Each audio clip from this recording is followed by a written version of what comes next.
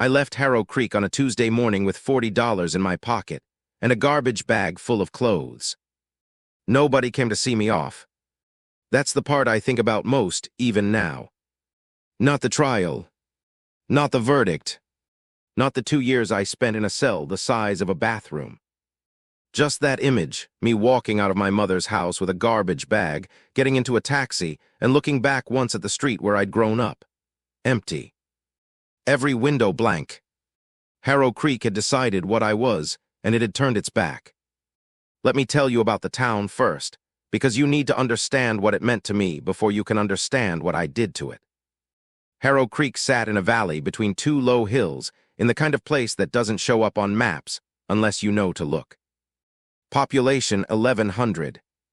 One diner, one gas station, one church that everybody attended and nobody believed in. The kind of town where everyone knew your name and that knowledge felt, depending on the day, either like warmth or like a cage. I was born there. My father was born there. His father before him. 3 generations of Callaways in Harrow Creek, which meant 3 generations of people who fixed engines and coached Little League and showed up when someone needed help moving a couch. I thought that meant something. I was wrong. The trouble started with Ray Duchamp. Ray owned half the town, the hardware store, the gas station, 3 rental properties on Birch Street. He was the kind of man who smiled at everyone and meant it for nobody. 60 years old, silver hair, the permanent tan of someone who played golf twice a week. He sat on the town council. He went to the church. He was Harrow Creek's idea of itself, successful, established, untouchable. He was also stealing. I found out by accident. I worked at the town hall back then, administrative assistant, nothing glamorous, but I knew where the files were and I knew how to read a budget. And one afternoon, going through 3 years of infrastructure spending, I found it. Phantom contracts. Companies that didn't exist receiving payments for work that was never done. Road repairs that no road had ever seen. A new water filtration system that existed only on paper. $480,000. Over 6 years. Ray Duchamp had been robbing Harrow Creek since before I was old enough to vote. I did the right thing. I want you to understand that. I did exactly what you're supposed to do. I documented everything. I made copies. I went to the county sheriff, a man named Briggs who had fished with Ray Duchamp every summer for 20 years, which I did not know when I walked into his office. I laid it all out. The contracts, the payments, the companies. 6 years of fraud, clear as daylight. Briggs listened. He nodded. He thanked me for coming in. 3 days later, I was arrested for theft of public documents. Ray Duchamp had gotten there first. He'd gone to the mayor, to the council, to everyone who mattered in Harrow Creek, and he had told them his version. That I had stolen documents. That I had fabricated evidence to extort him. That I had a grudge, because 3 years earlier he had turned down my father's application for a business loan, which was true, and which was now made to sound like a motive. The town believed him. Of course they did. He was Ray Duchamp. I was nobody. My lawyer was young and underpaid, and genuinely tried his best. It wasn't enough. The jury took 4 hours, guilty. 18 months, served 22. I walked out of Harrow Creek on a Tuesday morning with $40 and a garbage bag. Here is what prison does that nobody tells you about. It gives you time. Not the kind of time that heals, the kind of time that sharpens. Every morning for 22 months I woke up in that cell, and I thought about Ray Duchamp. Not with rage, rage burns itself out. With something colder. Something patient. I thought about evidence. About what I had and what I hadn't had. About what I would need. I also read. Everything law, finance. Investigative journalism. The specific language of forensic accounting. By the time I got out, I could read a set of company filings the way a mechanic reads an engine. I could hear what was wrong before I could name it. I had nothing else to do, so I became very, very good at it. I didn't go back to Harrow Creek right away. I went to the city first. Got a job as a data entry clerk at an accounting firm, the only place that would hire someone with my record. Kept my head down. Did good work. After 6 months, my supervisor, a sharp woman named Helen Park, asked me where I'd learned to read financial reports the way I did. I told her prison. She laughed. Then she stopped laughing when she realized I wasn't joking. 3 weeks later, she had me sitting in on client audits. Not officially, I wasn't licensed. My record made that impossible. But unofficially, in a back room, I was the one finding the anomalies. The numbers that didn't breathe right. The gaps that other people stepped over.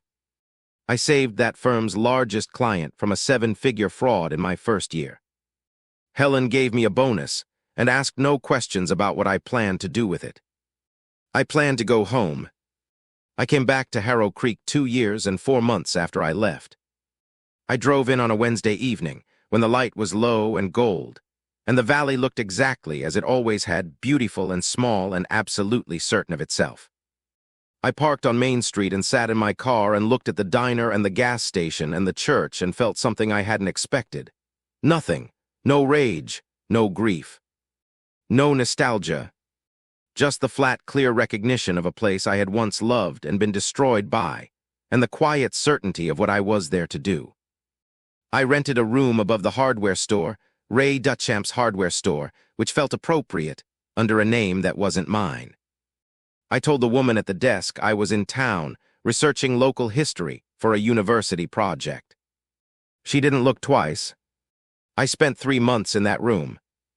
What I had understood in those 22 months in a cell was this: Ray Duchamp hadn't just stolen money. He had stolen badly.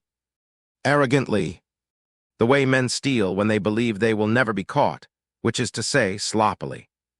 The phantom companies, the fake invoices, they were good enough to fool a county sheriff who didn't want to look. They were not good enough to survive a careful examination by someone who had spent 2 years learning exactly how to look.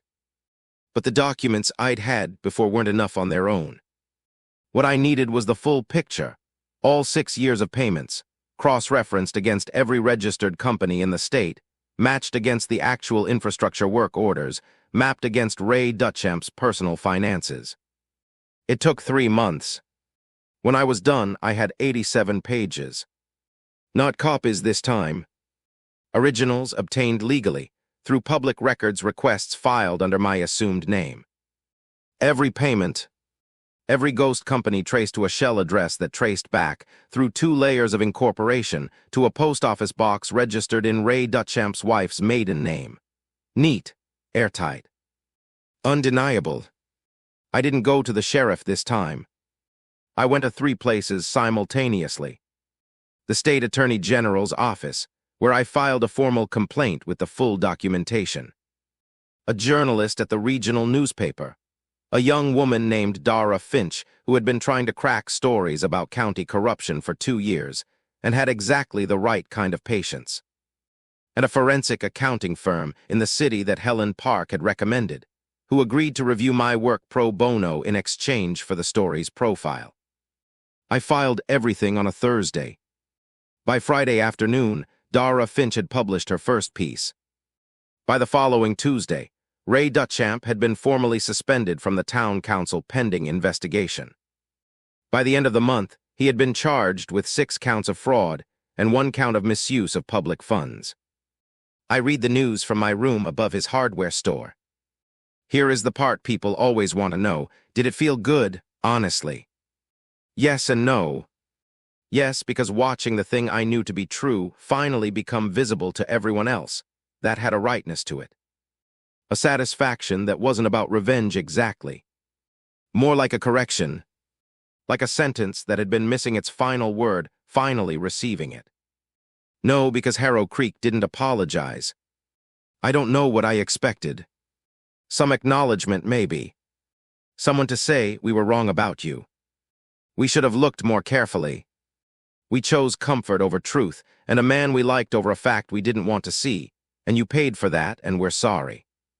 Nobody said that. The town was outraged about Ray Duchamp, yes. But it was outraged the way a town is outraged when it discovers something has been done to it, not when it discovers something it did to someone else. My name appeared in Dara's articles as the source of the documents. People read it. A few nodded. Most moved on. I drove out of Harrow Creek on a Saturday morning. This time I didn't look back. Justice isn't the same thing as vindication. I learned that the hard way, in a cell in the valley, and confirmed it in a room above a hardware store 2 years later. What I had done was real. The documents were real, the charges were real, and somewhere in the county courthouse Ray Duchamp was facing the consequences of what he'd spent 6 years building. That was enough. It had to be enough. Because the alternative, spending the rest of your life waiting for the town to understand what it had done, is its own kind of cell. And I'd already served my time. I had $40 when I left the first time. I had considerably more the second time. And something else, too, something harder to quantify than money. The knowledge that I had gone into the dark and come back out of it without becoming the thing that had been done to me. That, in the end, was the only revenge that mattered.